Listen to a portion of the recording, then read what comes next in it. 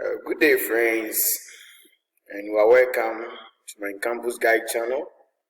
Today we are still on electrical circuit analysis, and if you know you have not subscribed, please can you go to our page and do that so that you can get our daily updates. So let's begin with today's problem.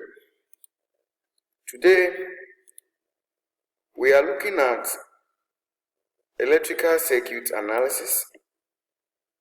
So without much ado, let's start with the problem for today. Consider the circuit below and find the current in amperes through the 13 ohm resistor. So we are looking at the resistor here. The question says we should find the current that will flow through this resistor. So looking at our diagram here, we have a lot of analysis to do on this diagram. From here, the appropriate and the short method to use is to use the current division rule. As far as we know the current which is coming to this node, we can use the current division rule to find the current that will pass through the 13 ohm. But before we can do that, we need to find a resistor which is parallel to this 13 ohm, which is R. But here is the case, we don't know the magnitude of the resistor R. So we need to find the magnitude. And what are the processes that we can, or the measures that we can put in place to find the value of R?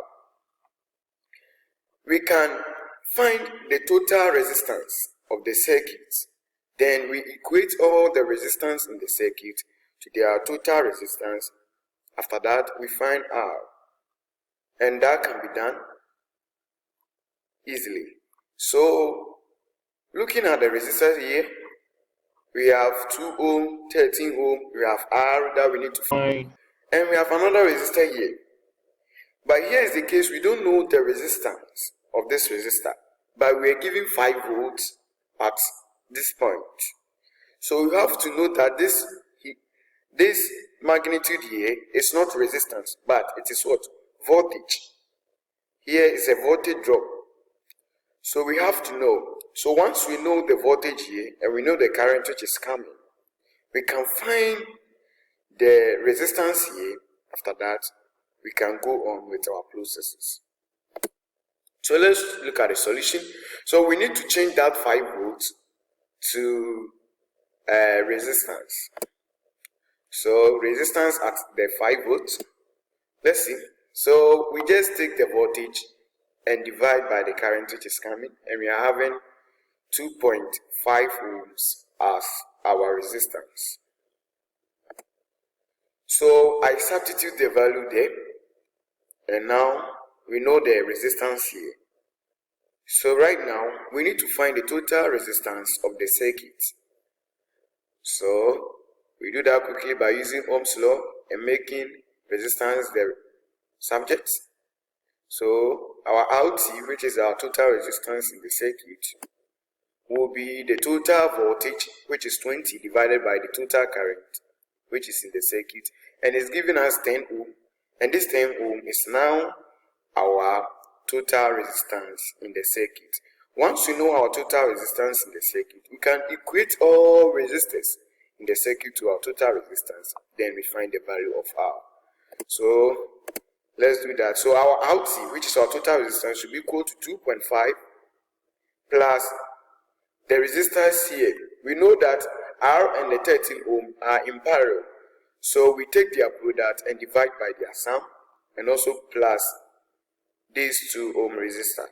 So I substitute in the value of R, which is 10, RT, which is 10, then I equate to the rest of the resistors.